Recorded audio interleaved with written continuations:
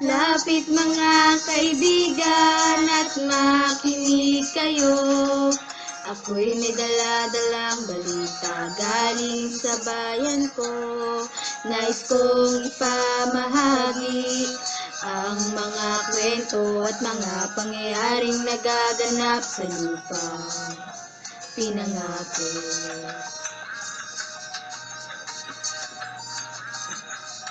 Ako ay Pilipino sa isip at sa gawa, ngunit bakit mga pinuno puro lamang salita? Isang gobyerno na kayang sikmurain at magtawanan, may pamilyang kumakain ng kulang sa 2 beses sa isang araw. Minsan wala mang panlugaw, bakit ganito kababaw? Isang pagkain nilangaw ang dadamputin at kakainin ng batang gutom. Alam ba ng mga husgado at lahat ng hukom na merong mas masahol pa sa hatol ng kamatayan? Yan ay ikay maging mahirap sa sarili mong bayan. Mga bata na ang dapat na ginagawa'y maglaro, bagkus ay agos ng pawis at magbanat ng buto, upang kumita ng ilang pirasong pisong madungis, kalyo sa kamay at paa na manhid sa matulis. Hindi manika ang hawak ng kanyang mumunting braso, bagkus sa isang paunggulang na kapatid at may baso sa harapan na nagbabaka sa kaling lagyan, bariyang pambili ng tinapay na panglaman sa tiyan. Mga pinunong bagong mamatay at magkasakit sa harap ng buhay, sa akin kayo ay makinig.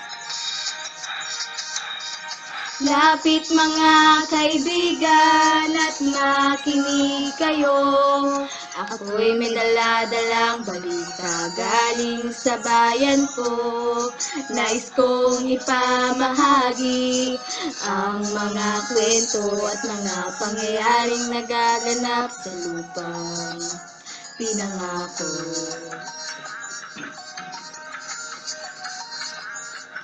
Mga bakal na dumudura, nangapuyat na tingga, tangan-tangan at balot ng kasuot ang pandigma. Bakit di mapagtugma ang mayaman at dukha sa pananaw? Ang kapalit ay hapis at pagluluksa. Pare-parehong sundalo, Muslim man o Kristiyano, ilan man ang masawi, di mo alam sinong panalo.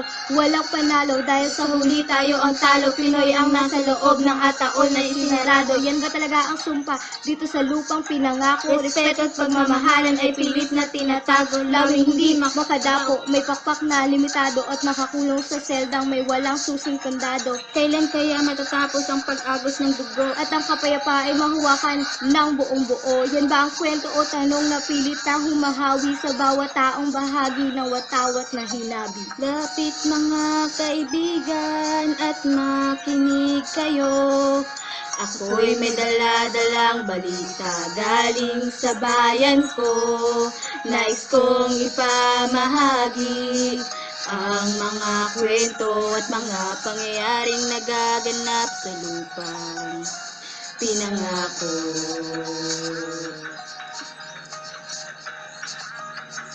Lapit mga kaibigan at makinig kayo.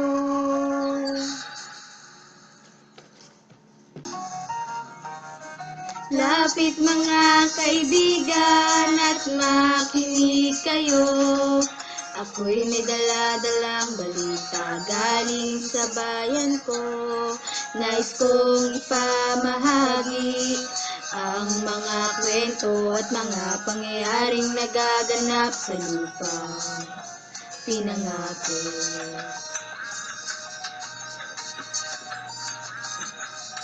Ako ay Pilipino sa isip at sa gawa, ngunit bakit mga pinuno puro lamang salita? Isang gobyerno na kayang sikmurain at magtawanan, may pamilyang kumakain ng kulang sa 2 beses sa isang araw. Minsan wala mang panlugaw, bakit ganito kababaw? Isang pagkain nilangaw ang dadamputin at kakainin ng batang gutom. Alam ba ng mga husgado at lahat ng hukom na merong mas masahol pa sa hatol ng kamatayan? Yan ay ikay maging mahirap sa sarili mong bayan. Mga bata na ang dapat na ginagawa'y maglaro, bagkus ay agos ng pawis at magbanat ng buto, upang kumita ng ilang pirasong pisong madungis, kalyo sa kamay at paa na manhid sa matulis. Hindi manika ang hawak ng kanyang mumunting braso, bagkus sa isang paunggulang na kapatid at may baso sa harapan na nagbabaka sa kaling lagyan, bariyang pambili ng tinapay na panglaman sa tiyan. Mga pinunong bagong mamatay at magkasakit sa harap ng buhay, sa akin kayo ay makinig.